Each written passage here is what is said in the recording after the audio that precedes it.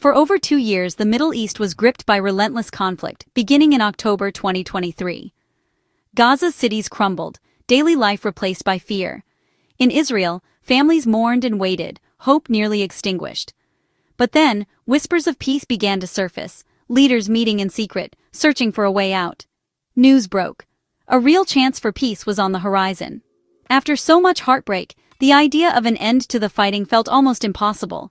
Yet hope grew, fragile but undeniable. The announcement of a peace deal brought a collective breath, a moment to reflect on the cost of war and the possibility of a new beginning. For the first time in years, the path toward peace was visible, and people were ready to walk it together. Imagine waking each day not knowing if your loved one is alive. For Israeli hostage families, this agony lasted over 2 years. Their lives froze in time, their homes echoing with silence and longing. In Tel Aviv's Hostages Square, families became advocates, refusing to let the world forget. They marked birthdays, shared stories, and held each other up, turning grief into a powerful movement. Every news report brought hope and heartbreak, a cruel cycle of anticipation and disappointment. Yet, they never gave up, fighting to keep their loved ones' names and faces alive.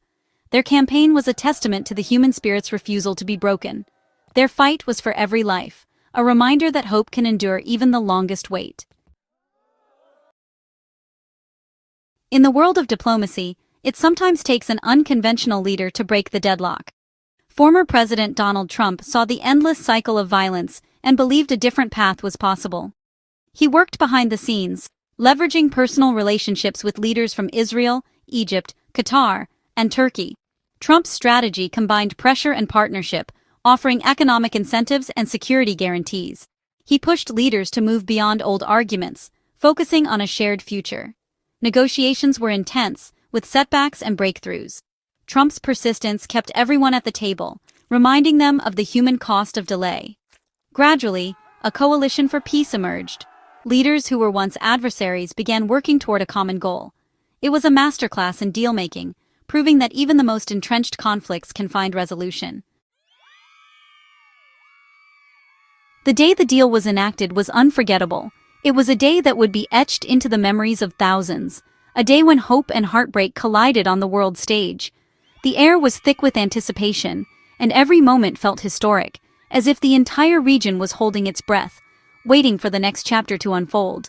In Gaza, the final Israeli hostages were handed to the Red Cross after 740 days in captivity. The world watched as armored vehicles rolled slowly across the border, carrying men and women who had endured unimaginable hardship. Their faces, visible through the windows, told stories of resilience and survival. Their journey home was tense, every mile a step away from nightmare. Each passing checkpoint brought a mix of anxiety and cautious hope, as families waited on the other side, desperate for a glimpse of their loved ones. The silence inside the vehicles was heavy, broken only by whispered prayers and the hum of engines. Simultaneously, nearly 2,000 Palestinian prisoners were released in Israel, returning to families after years apart. For many, it was the first time in decades they had seen their children, parents, or siblings. The anticipation was overwhelming, and the moment of reunion was both joyous and bittersweet. The exchange was meticulously coordinated, every detail negotiated. Behind the scenes, diplomats, military officials, and humanitarian workers worked tirelessly, ensuring that every name on the list was accounted for. Every step followed to the letter. The stakes were impossibly high, and the world's eyes were watching. Israeli hostages were met by soldiers and flown to hospitals, a solemn moment of relief. Medical teams stood ready, prepared to offer care and comfort. For the hostages, the ordeal was finally over, but the road to healing was just beginning. Palestinian prisoners arrived to cheering crowds, families reunited in tears and joy. Streets filled with music, flags, and the sound of laughter mixed with sobs. For many, it was a long-awaited homecoming, a chance to rebuild lives interrupted by conflict. The day was filled with raw emotion, freedom, relief, and the closing of a painful chapter. There were tears for the years lost, but also gratitude for the chance to start anew. The sense of shared humanity was palpable, as strangers embraced and old wounds began to mend. For thousands, it was a turning point. Families made whole, wounds beginning to heal. Communities gathered to honor the sacrifices made and to look forward with cautious optimism. The scars of the past remained, but hope flickered in the eyes of those reunited. It was a day that marked the start of something new for both peoples. As the sun rose over the region, there was a sense that, despite the pain and loss, a new chapter was possible, one defined by hope, reconciliation, and the dream of lasting peace. There is no joy like a family reunited after years of separation. The anticipation, the longing, and the hope that carried them through dark days all culminate in a single, unforgettable moment. For so many, these reunions are not just about seeing a loved one again, they are about reclaiming a piece of themselves that was lost. In Israel, freed hostages landed to tearful embraces, words of love finally spoken after endless nights of worry. The airport echoed with cries of relief and laughter as families clung to each other, unwilling to let go. Each embrace was a promise that hope had not been in vain. Mothers wept openly, their tears a release of years of fear and uncertainty. Fathers, often stoic, wiped away tears they could no longer hide. Around them, a nation watched, sharing in the relief and the overwhelming emotion of the moment. Hostages Square, once a place of mourning and protest, was transformed overnight. It became a stage for celebration. Dancing, singing, and unity filled the air. Strangers embraced, united by shared relief and the joy of seeing families whole again. In Gaza and the West Bank, freed prisoners were welcomed by thousands. Streets filled with cheers as families rushed to embrace loved ones unseen for years. The reunions were emotional, raw, and deeply personal, each one a testament to the endurance of hope. Children met fathers for the very first time, their eyes wide with wonder and confusion. Elderly parents clung to sons and daughters, their hands trembling with relief. Generations came together, bridging years of absence in a single, powerful embrace. These reunions transcended politics and borders, reminding everyone of the universal power of family and love.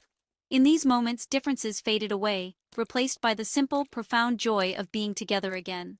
The pain of war and separation would linger, but in these moments, gratitude and joy prevailed. Smiles broke through tears, and laughter echoed where there had once been only silence and fear. The resilience of the human heart shone through, offering hope for a better future. People held hands in solidarity, survivors smiled with optimism, and a sense of possibility returned to communities scarred by conflict. For these families, the nightmare was finally over. The long wait had ended, and in the warmth of each other's arms, they found the strength to begin again. Amid celebration, many families faced profound sadness. The echoes of joy were often drowned out by the cries of those who had lost so much. For these families, the end of conflict did not mean the end of their suffering. Instead, it marked the beginning of a new chapter of grief and remembrance. For those whose loved ones died in captivity, there was no reunion, only the hope of bringing them home for burial. The empty chairs at family gatherings served as a stark reminder of the lives cut short. Each photo held up at a vigil told a story of dreams unfulfilled and futures stolen. The release of prisoners was bittersweet for families of terror victims, who saw those responsible for their pain set free. The joy of others' reunions was a painful contrast to their own enduring loss. Protests erupted, fueled by a sense of injustice and betrayal, as the memories of their loved ones' suffering resurfaced. Their grief mingled with anger and a sense of injustice. The public gatherings became a space where sorrow and rage coexisted, where the collective pain was palpable. Signs and chants expressed a deep-seated need for justice and recognition of their suffering. On the Palestinian side, not all families were reunited. Some prisoners remained behind, others exiled far from home. The partial releases left many in a state of limbo, their hopes dashed as they continued to wait for the return of their loved ones. The emotional toll was immense, as each day of waiting felt like an eternity. For them, freedom was incomplete, a release from prison, but not a return to normal life. The joy of being freed was tempered by the reality of exile and the challenges of starting anew in unfamiliar places. The somber faces of the recently freed told a story of resilience and the struggle to find a sense of belonging. The day's joy was real, but so was the pain that lingered in the shadows. Public celebrations masked the private sorrows that many carried with them. The mixed emotions during peace deal events highlighted the complex reality of a conflict where joy and grief were intertwined. Every step toward peace came with a cost, and not all wounds could be healed at once. Candlelight vigils and peace rallies became symbols of hope and resilience, but also reminders of the deep scars left by years of conflict. The visible and invisible wounds would take time to heal. Healing would be a long journey for many on both sides. Support groups and therapy sessions provided spaces for shared grief and mutual support, but the road to recovery was long and arduous. The journey toward healing was a collective effort, requiring patience and understanding. The peace deal ended the fighting, but the scars of war remained.